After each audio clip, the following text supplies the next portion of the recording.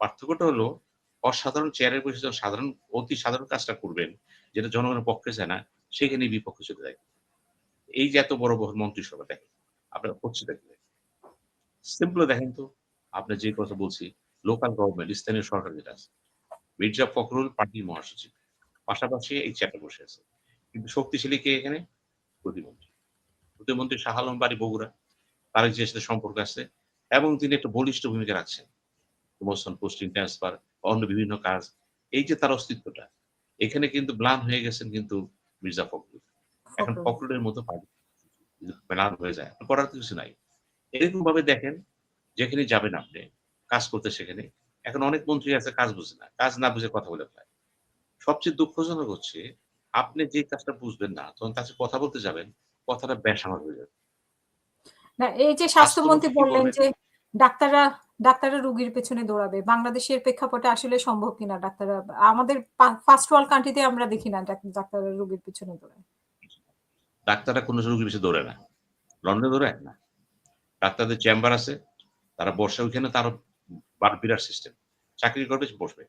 উনি বুঝাচ্ছেন যে ডাক্তাররা প্রয়োজন রোগীর পিছে দৌড়াবেন অর্থাৎ ডাক্তাররা হবেন রোগী প্রেমিক। কথাই বুঝেন না। কিন্তু হুম। এটা যদি করতে চান, এটা উপজেলা শুরু করে গ্রাম পর্যন্ত এই যে মন্ত্রণালয়টা আছে, এই যে ভিলেজ ডক্টর আছে, উপজেলা ডক্টর আছে, তারা কি কাজ করতেছে? তারা কি অফিসে যাচ্ছে? যাচ্ছে না। এবং একসময় তো একসাথে নিয়ম করছিল ডাক্তারদের ভিজিট কত হবে। খেয়াল করেন? পারছে? পারেনি। নিয়ম করেছিল ফার্মাসিউটিক্যাল কোম্পানিরা অনেক আইন করেছিল। পারছে? পারে নাই। কারণ তার তো বড় চ্যালেঞ্জ হলো ঔষধ শিল্প। এই যে উৎপাদন হচ্ছে, সমস্যাটা কি? কতটুকু হচ্ছে? কতটুকু দেশে যাচ্ছে বাজারে? বিরাট ব্যাপার তো এটা। ঔষধ শিল্পের ঔষধ আমরা কি পাচ্ছি? কোন ঔষধটা কতটুকু ভেজাল? বাংলাদেশে 80% দোকানে গেলে দেখবেন ভেজাল ওষুধ। ডাক্তাররা যখন প্রেসক্রিপশন করে, আপনার সর্দি হলে আপনার ৫ টা ওষুধ দিয়ে দিবে। মানে কি? অর্থাৎ তারা রোগী নির্ভরশীল না। তারা হচ্ছে কোম্পানি নির্ভরশীল, ঔষধ নির্ভরশীল। এই যে ঔষধ নির্ভরশীল যে স্বাস্থ্য ব্যবস্থা আমাদের গড়ে উঠেছে, এতে করে কিন্তু প্রত্যেকটা পরিবারের যে বাজেট আসতেছে মাসে, এটার পিছনে অনাকাঙ্ক্ষিত। একজন রিক্শাওয়ালা যখন অসুস্থ হয়ে যায়, আমার অনেকে বলেছে, ড্রাইভার বলেছে, রিক্শাওয়ালারা বলে যে, "স্যার পারতেছি না।"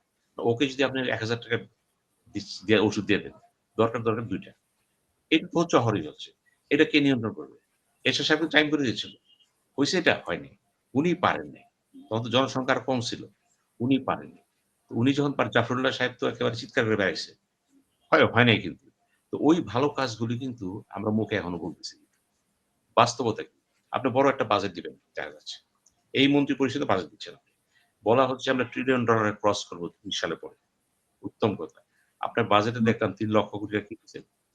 উন্নয়ন বাজেট। আপনার বাজেটে ৳৭,০০,০০০ ৳৮,০০,০০০ যাই দেন না কোটি টাকা। আপনার বাজেট এখন ঘাটতি বাজেট। ঘাটতি বাজেট থেকে আবার বাড়াইছেন। অর্থাৎ এখনো যদি আপনার 20% ঘাটতি থাকে বা 15% থাকে, আবার বাড়াইছেন ৳2,00,000 কোটি। তাহলে ভবিষ্যতে কি হবে? টার্গেটটা কি আপনার? আপনি প্রমাণ করার চেষ্টা করতেছেন, আমি আগামীর চিন্তা করতেছি।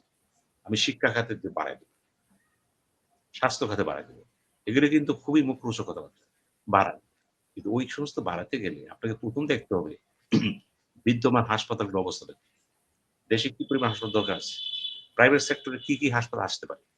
যখন আপনি হাসপাতাল করতে যাবেন, আপনার ঘাম-ঘুম কিছুই থাকবে না কিন্তু। আপনাকে বুঝাই দিতে হবে যে সরকারি পারমিশন কাকে বলে, ট্যাক্স কাকে বলে, নজরদারি কাকে বলে। এই যে শিল্পপতি সৃষ্টি হচ্ছে না, শিল্প সৃষ্টি হচ্ছে। অন্যতম বাধা হচ্ছে কি? জটিলতা। যে কথাটা প্রধানমন্ত্রী নিজেও স্বীকার করেছেন। বিডার সাথে আলোচনা করতে গেলে যে হচ্ছে না। বিডার যে উনি আছেন বইসা, তিনি যে আইসা অনেক ভালো কথা বললেন। দেখাই দিলেন, বুঝাই দিলেন, সারা পৃথিবী কাঁপাই দিলেন। উনি কি করেছেন? উনি কিন্তু বিরাট টাকা দিয়ে এই সমস্ত কাজ করেছিলেন। এবং উনি খরচ করেছেন। রেজাল্ট কি? উনার কোন রেজাল্ট আসবে না। উনি এখন বলতেছেন অনেকগুলো সংযুক্ত করতে একসাথে নিয়ে আসেন। অর্থাৎ ক্ষমতা চাচ্ছেন, প্রবলেম হয়ে গেছে। ভাগ করলো কারা? ভাগ তো করেছে। এখন এক করে দেন। প্রশ্ন হচ্ছে আপনার এখানে শিল্প চান। বিদেশি বিনিয়োগ তো পরের কথা। আপনার দেশি বিনিয়োগ করতে গেলে যে আপনার দাঁত থাকে না। চোখ নষ্ট হয়ে যায়, পা নষ্ট হয়ে যায়, অসুস্থ হয়ে যায়। এটা কি করবেন? আপনি আলাপ করেন না শিল্পপতির সাথে। সেদিন দেখলাম একজন ভদ্রলোক ট্যাক্স কথা বলতেছে এনবিআর এর চেয়ারম্যানের সাথে। উনি বলতেছে, "আমার অপরাধটা কি?" সে তো অপরাধ। সে তো ক্রিয়েট করছে, জব ক্রিয়েট করছে। সে হুম। শিল্প করছে। আপনি বিদ্যুৎ পাচ্ছেন না, গ্যাস পাচ্ছেন। এগুলো নিয়ে কথা। বিদ্যুৎ মন্ত্রী বলে সব ঠিক আছে। কি ঠিক আছে? কিছু ঠিক এভাবে বলেন কেন? আপনি বলতে পারেন, আমরা যা কিছু পেয়েছি, উত্তরাধিকার সূত্রে পেয়েছি, সেখানেও সীমাবদ্ধতা ছিল, আমাদেরও আছে, চাহিদা বেড়ে গেছে। আমরা চেষ্টা করব আন্তরিকভাবে দেখেন। উনি বলে দিচ্ছেন এটা হবে, সেটা হবে। বিদ্যুতের ঘাটতি থাকবেই। বিদ্যুৎ পর্যাপ্ত না হবে এটা। এখন বিদ্যুৎ কতটুকু প্রোডাকশন আছে আমাদের? কতটুকু যাচ্ছে না? কেন আপনাকে ওই যে এই যে প্রাইভেট যে বিদ্যুৎ চাল করা হয়েছিল, বসে টাকা দিচ্ছেন কেন? বন্ধ করে দেন। উৎপাদন না, ওই আপনি তো করছিলেন যে ক্যাপাসিটি ভিত্তিক। ক্যাপাসিটি না হুম, উৎপাদন ভিত্তিক হবে কিন্তু। এটাও কিন্তু আপনাকে করতে হবে। এবং সবচেয়ে বড় কথা হলো মানি ধরেন টাকা ফিরে আনতে হবে। এখন অর্থমন্ত্রী যে কথা বলতেছে সেই কথার সাথে কিন্তু আগের সরকারের কথা এক নেই। চেয়ারে বসে গেলেই বলে প্রবলেম আছে, আইনগত বাধা আছে, এইগত বাধা আছে, চুক্তিগত বাধা আছে। সবই হবে কিন্তু। আমরা দেখতে চাচ্ছি যেমন অর্থমন্ত্রীর কথা বলি। এত বড় একটা মিনিস্ট্রি চিন্তা করেন। দেখলাম আজকে জেনারেল ইকোনমিক ডিভিশন থেকে এই যে উন্নয়ন বাজেট দিছে এটা, একটা আলোচনা করতেছে। কঠিন ব্যাপার কিন্তু। আমাদের কিন্তু মেইন সোর্স হয়ে গেছে এখন কিন্তু ইনল্যান্ড, এনবিআর যেটা আমাদের যেটা বলি আমরা অভ্যন্তরীণ বিভাগ যেটা। ২ টাই তো আভ্যন্তরীণ আর বৈদেশিক ২ টা বিভাগ। কারণ আমাদের লোনটা আসে তো ঐখান থেকে। কিন্তু আমরা আভ্যন্তরীণ ব্যাপারে কিন্তু আগায় গেছি। এই যে ট্যাক্স অ্যাম্বিটিভ তাতে মানুষের না বিশ্বাস হয়ে যায়। আজকে এক ভদ্রলোক বলতেছিলেন যে গত বছর সে কি দিলেন? ৳৬,০০০ ট্যাক্স দিছিলেন বনানীর একটা বাড়ির জন্য। এবার আসতেছে ৳২৪,০০০ জিজ্ঞেস কেন হইছে?